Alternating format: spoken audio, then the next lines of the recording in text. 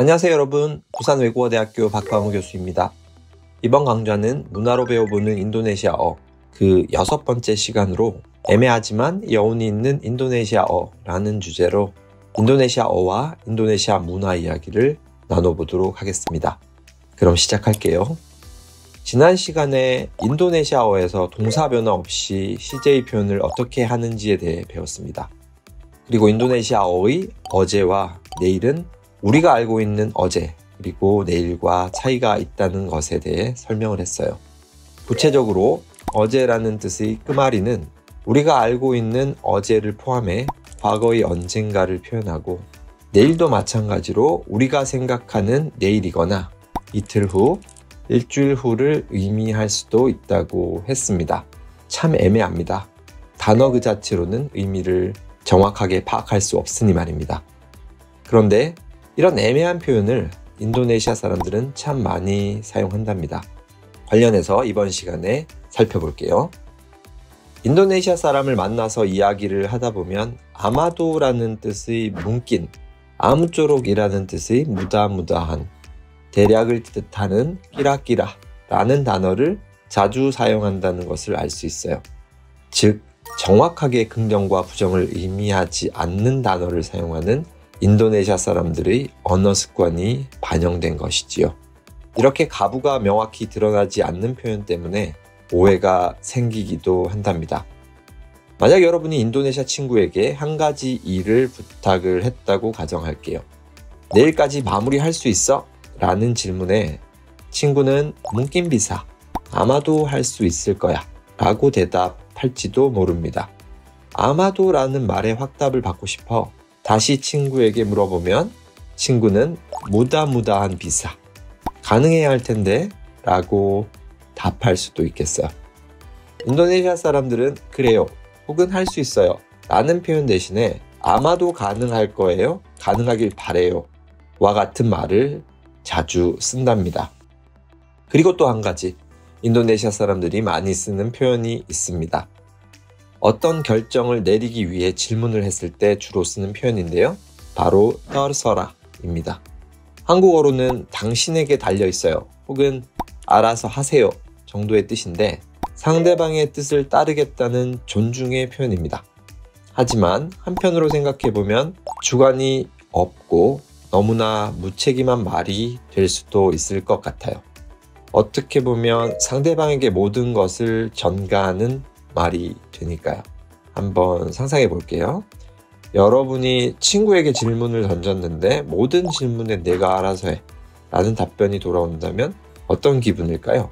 예를 조금 들어볼까요? 우리 어디서 만날까? 떨어서라. 놀이공원에 갈까? 떨어서라. 뭐 먹을래? 떨어서라. 어때요? 이 정도면 상대를 존중하는 표현이 아니라 상대에게 떠넘기는 행위로 느껴질 수도 있을 것 같아요. 인도네시아 사람들은 자기 주장이 강하지 않은 편이고 의사 표시가 명확하지 않아요. 그래서 약속을 할 때 상대방의 얼굴에 곤란한 표정이 스쳤다면 그 약속은 지켜지지 않을 가능성이 큽니다. 인도네시아 사람들은 단호하게 거절을 하지 못해 답답하게도 종종 이런 일이 일어나지만 그들의 입장에서는 애매하게 의사를 표현하는 것이 상대방을 배려하는 방식이기도 합니다. 더불어 이러한 표현 방식에는 한 발짝 떨어져서 자신이 책임질 일을 만들지 않으려고 하는 방어 기제 또한 근저에 깔려 있다고 생각하면 될 것 같아요. 인도네시아 사람들이 하는 말이 애매해서 다소 답답한 감이 있을 수도 있지만 애매해서 여운이 느껴지는 말도 있습니다. 인도네시아 사람들은 부정적인 말을 해야 할 때 부족한, 모자란 이라는 뜻의 꾸랑을 써요. 직설적인 표현보다는 돌려서 완곡하게 말하기를 좋아하는 인도네시아 사람들의 성향에 알맞은 단어죠. 예를 들어 보겠습니다. 모르겠습니다를 단정적으로 띠닥따후로 표현할 수 있지만 인도네시아 사람들은 꾸랑따후라고 말합니다. 또 다른 예로 음식이 맛이 없을 때 띠닥에낙, 맛이 없다고 하지 않고 kurang enak, 맛이 부족하다 라고 이야기해요. 즉 음식에 대해 부분적으로 부정하는 완곡한 표현이죠. 그리고 인도네시아어에는 부정에 긍정의 여지가 담겨있는 말이 있어요. 바로 아직 뭐 하지 않았다 라는 의미를 지니고 있는 벌룸입니다. 이 벌룸은 앞서 언급한 띠닥과 함께 동사나 형용사를 부정할 때 쓰이지만 두 표현은 차이가 있어요. 띠닥은 아니다 라고 하는 강한 부정이지만 벌룸은 부드러운 부정의 표현이에요. 예를 들어 볼게요. 만약에 밥 먹었어요? 라고 하는 질문에 벌룸, 아직 안 먹었어요. 숙제했어? 벌룸, 아직이요? 결혼했어요? 벌룸, 아직 안 했어요. 자, 어떠세요? 부정을 나타내지만 아직이라는 단어 속에 긍정의 여지가 엿보이지 않으세요? 즉, 지금은 아니지만 미래의 언젠가는 할 것이라는 뜻이 담겨 있다는 것이지요. 이런 것이 인도네시아어에 담긴 여운이 아닐까 생각합니다. 실존주의 철학자 마틴 하이데거는 언어는 존재의 집이다 라고 말했어요. 간단하게 어떤 언어를 사용하는지가 그 사람을 말해준다는 의미라고 정의할 수 있겠는데요. 이를 한국 사람에게 적용해 보겠습니다. 한국 사람들이 자주 하는 말이 뭐가 있을까요? 잘 모르시겠다고요? 그러면 범위를 조금 좁혀볼까요?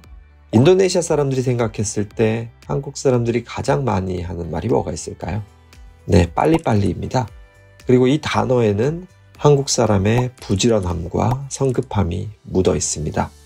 그렇듯 인도네시아 사람들이 언어 습관을 생각해보면 우유부단함과 여유로움이 엿보이네요. 하지만 무엇이 옳고 그른지를 떠나 문화 상대주의적 관점에서 서로를 바라봐야 하지 않을까 하는 생각이 드네요. 이번 시간에는 인도네시아 사람들이 자주 쓰는 표현을 통해 인도네시아 사람들은 어떤 사람들인지 조금 알아보았습니다. 인도네시아어 표현에 담긴 애매함과 여유로움이 이제는 무엇인지 알게 되셨으리라 생각해요. 이번 강좌가 문화로 배워보는 인도네시아어 마지막 시간이네요. 전체 6개의 강좌를 통해 인도네시아의 매력을 조금이라도 느껴볼 기회가 되셨으면 좋겠습니다. 감사합니다.